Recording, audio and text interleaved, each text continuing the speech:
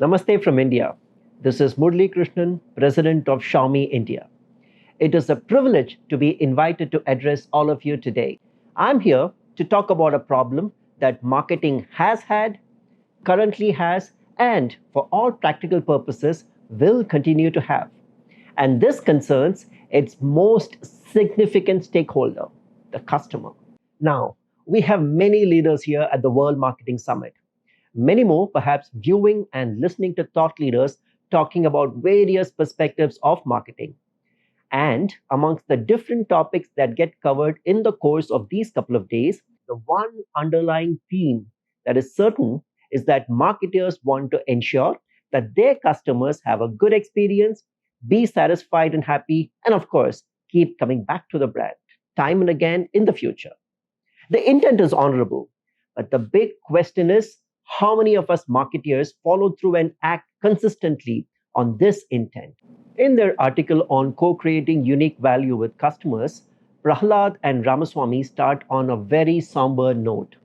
Twin paradoxes describe the 21st century economy.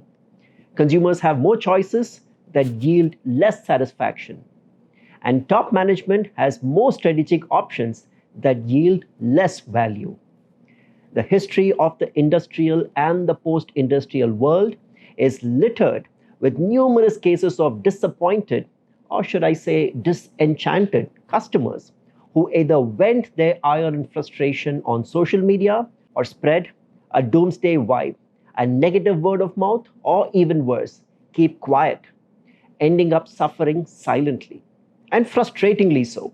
But if organizations' leadership and marketeers were indeed customer centric, why is it still such a significant problem? Now, don't get me wrong. I am not trying to sermonize here saying marketing should start listening to customers and such. Leaders and marketeers do attempt to be customer centric, but quite often the urgent outweighs the important. And a lot of this focus is on managing complaints and escalations, ensuring that the ire and scorn on social unhappy customers is addressed and resolved, but in a very, very transactional fashion.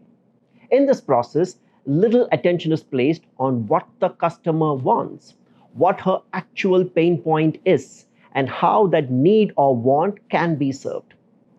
Despite the best of intent and million-dollar budgets, the stereotypical marketer often plays half blind on what matters to deliver her goals: gaining consideration, acquiring and retaining customers, and growing the business.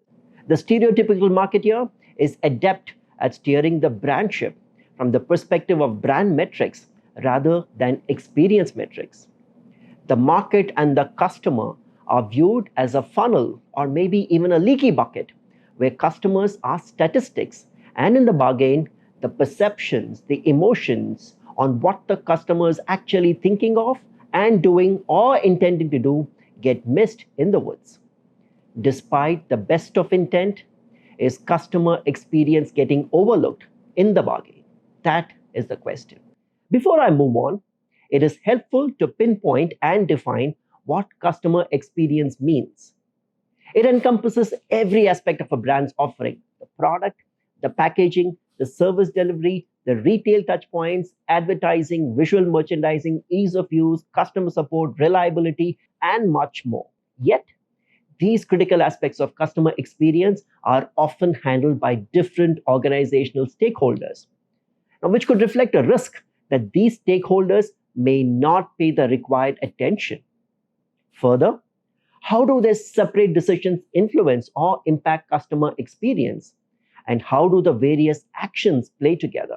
This nebulous notion of customer experience is like a jigsaw, just that the stakeholder perhaps do not realize that they are playing this game. Now, it would be preposterous on my part to generalize and make the sweeping assumption that all companies work this way. Of course not. We have many examples of customer-centric brands like Amazon, Starbucks, Taj Hotels, Apple, etc., who have elevated the work of managing the customer experience to an art and a science, delivering them sustainable competitive advantage. And then there are many others out there for whom managing customer experience comes down to measuring the touch points and managing outcomes. As a result, they are sitting on rich data. But when it comes to genuinely understanding customer experience, things get boiled down to a few metrics: Net Promoter Score (NPS) or Customer Satisfaction Score (CSAT) numbers, which unfortunately hide a lot more than what they reveal. The problem with measuring customer satisfaction is that it doesn't tell anyone how to achieve it. Data can get tortured to make it confess whatever you want it to, and in the process, the actual truth often gets hidden. Customer satisfaction is the culmination of a series of experience touch points, the net result of the good ones less the bad ones, and it requires a coordinated effort across various functions to conceptualize, design, execute, and monitor a holistic program for customer management. Sadly, attention to customer management is focused on extracting value and maximizing a customer's value creation for firms, focusing on metrics such as customer lifetime value (CLV) instead of value creation for the customer, delivering on what matters to the customer. The question is whether, with all the best of intent and million-dollar budgets, are marketeers chasing the wrong metrics? Let's unpack the question a little bit. So, what is customer experience and why is it important? Customer experience, like we said earlier, is a nebulous concept, often with different interpretations. Now, is it something that happens at the moment of truth, say when a retail sale is happening, or the actual usage event?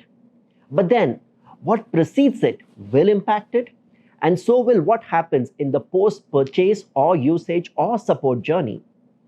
It is affected by what the brand does, what the partner ecosystem does, what the customer perceives, and what others say about the brand and the experience it offers, etc. It is dynamic, spanning multiple dimensions, multiple stakeholders, and multiple touch points.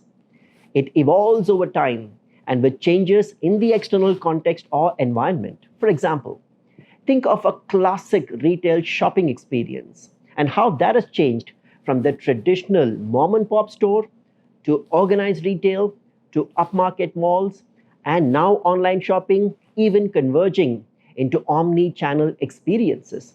It encompasses in-store experience, online shopping both on the desktop as well as the mobile app, interactions with the store staff, online customer support agents, and various other experiential aspects such as delivery, post-sale support, and such.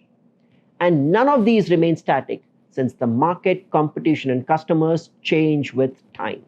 Good customer experience ensures that customers' expectations are met consistently, which leads to a confirmation, satisfaction, and at least, if the theory were to be trusted, unlocks the behavioral intention for continued use, eventually leading to loyalty and advocacy. Good customer experience and the goodwill this generates for the brand opens up possibilities of charging a price premium. While marketeers often obsess about retention and loyalty levers, the power of inertia can surprise you. Being consistent about delivering the promise and ensuring a good customer experience, ensuring things do not get messed up, can ensure that the relationship remains steady. A report by PwC shows that 1 in 3 customers walk away from a brand after just one bad experience. Good customer experience could be that underappreciated lever to unlocking customer retention, engendering loyalty, and creating long-term value. How can marketers factor in customer experience into their thinking? Now, along with the conventional marketing funnel and marketing mix elements, marketers will be well served to start thinking about how the product experience or service delivery elements can influence customer perception of the brand. There is a risk that marketers are upbeat about the product, the brand positioning, the communication, the channel strategy, and such. But are they sinking their teeth into understanding how the customer is using the product or service? Take, for instance, a low-cost budget airline that gets you from place A to place B, but nickels and dimes you for numerous features big and small, has long check-in queues, and generally leaves you with a poor feeling having flown with them. Now, perhaps many of us have flown such airlines, right? Of course, they have a very, very clearly stated terms of service, and we know that when we buy tickets in such airlines. Still, such a product or service is always at the risk of your customers wanting to move on or at least experiment with other brands at the first available opportunity. In many cases, the typical service delivery process is designed inside out, often myopic and functionally driven, rather than being outside in and customer centric. Parashuraman et al., in their 1985 paper on service quality, have already laid out the critical factors such as reliability, assurance, tangibles, empathy, and responsiveness that can serve as a starting point for marketers to think about how to approach customer experience and make that as part of the overall marketing mix. Marketing will be well served if we can evolve the kind of questions that we ask. Besides asking about the effectiveness of communication, brand awareness, and consideration, questions on what perception emotions customers are going through while using or consuming the product or service as they interact with the retail stores, store staff, customer support, mobile apps, etc., would make the thought process a lot more comprehensive. This would, of course, require a much deeper understanding of these touch points, understanding the role played by various stakeholders, a framework to attribute the impact of multiple touch points, and perhaps sensitivity analysis, identifying the pain points where the customer expends more effort than required and solving for a combination of factors that either enhance the satisfaction or reduce dissatisfaction. The explosion in potential customer touchpoints and reduced experience controls requires brands to integrate multiple functions, including technology, service operations, logistics, marketing, human resources, and even external partners in creating and delivering positive customer experiences. But before all of that, one needs to start with realizing the importance of customer experience and how that impacts customer perception, retention, loyalty, and word of mouth. Good customer experience is a business accelerator, but bad customer experience is a bottom line hit. Now, in the ordinary course of usage of a product or service, some things can go wrong, minor bugs, niggles, issues, etc. Quite often, these are trivial, and the impact is often overlooked by customers.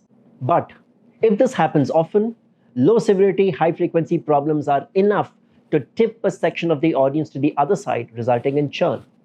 If a customer has a not so savory experience with a brand, she can either complain, stop using, or spread negative word of mouth, or worst case, do nothing and remain silent. According to a survey, 26 other unhappy customers have remained silent for every single customer complaint. Now, marketeers in this world of big data analytics have access to much information at their fingertips. But all of this data is what is visible. How does one tackle something that is not visible? How does one deal with a problem when the customer is unknown and so is the problem? This is a classic case of dealing with the unknown unknowns, the silent sufferers. A deeper view into this phenomenon of silent sufferers reveals that customers who have chosen to remain silent either do so because they think that the time and effort of raising the issue is not worth the perceived benefit, or because they think the brand is not someone that they have much faith on and hence don't think their voice or issue would be heard, or for various age, demographic, or other socioeconomic factors where a consumer may not feel confident to confront a seemingly elitist provider or brand, or even due to the behavioral or attitudinal factors where they don't care due to lack of engagement with the brand. So in this context, what can marketeers do? A lot, of course, starts with the realization that customer experience is increasingly essential to how the brand is perceived. Customer experience must be featured as a critical agenda item in marketing meetings, become a part of the stereotypical marketeer's vocabulary, and become ingrained in their thought process. Marketeers need to start talking the language of service or experience blueprinting, identifying the moments of truth, what can go wrong and where, and be more proactive about ensuring that the customers are satisfied. Marketeers need to be more open to receiving, listening to, and digesting feedback through market and customer visits.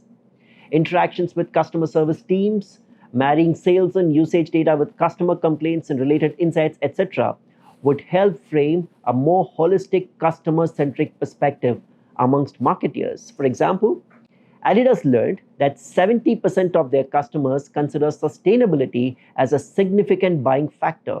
And hence, Adidas took steps to incorporate sustainability in manufacturing and sourcing of materials that make their shoes. There needs to be an increased customer awareness of support and grievance redressal mechanisms. Support processes must be designed to be more open, available, and accessible, solving for reduced friction in the process, service, and support flows. For example, at Xiaomi India, we have evolved our support mechanisms to support 11 languages given India's linguistic diversity. We are available across phone, chat, email, as well as social media support. We have introduced chatbots even on WhatsApp to provide ease of access, built technology tools and apps to provide easier access to information and support flows. Brands can consider combining product and service marketing to build customer confidence that their issues will be heard and resolved, and that the brand is focused on minimizing customer effort. An example would be how Tesla built out an extensive charging network, not to monetize it, but to build customer confidence in buying and using EVs and providing reassurance that you can drive around the United States without worrying about running out of charge in your EV. Let's not assume as marketeers that the customer is captive or locked in and hence has nowhere else to go. And in the same breath, we should also talk to those who have churned out and understand why, especially those who have seemingly churned out without any apparent reason. Lastly, we need to align the entire ecosystem, the partners, employees, etc., all on the same page, set the right expectation, and work towards the same outcome. To summarize, marketing must proactively make customer experience a crucial part of its agenda. In today's fast-changing world, marketing organizations must increasingly take the lead in breaking the functional silos and start thinking about experience flows across vertical functions, designed to consistently deliver a positive customer experience and have the instrumentation and the listening posts to gather feedback from the ground and make this everyone's responsibility. Lastly, customer experience needs to become an essential agenda item in marketing and leadership discussions. And the metrics also need to be realigned in this direction. Marketing is facing a new problem concerning its most significant stakeholder, the customer. While there is a challenge with the unknown, marketeers can embrace it by incorporating customer experience-led thinking in their planning and execution process, being more open to feedback from the ground, and building a culture of openness and empathy in the entire organization. Marketing is gearing up for a new paradigm, moving from brand-centric thinking to customer experience-centric thinking. And this could enhance the significance of marketing in this new, hyper-connected, dynamic, global, and digital world. Thank you. Xiaomi.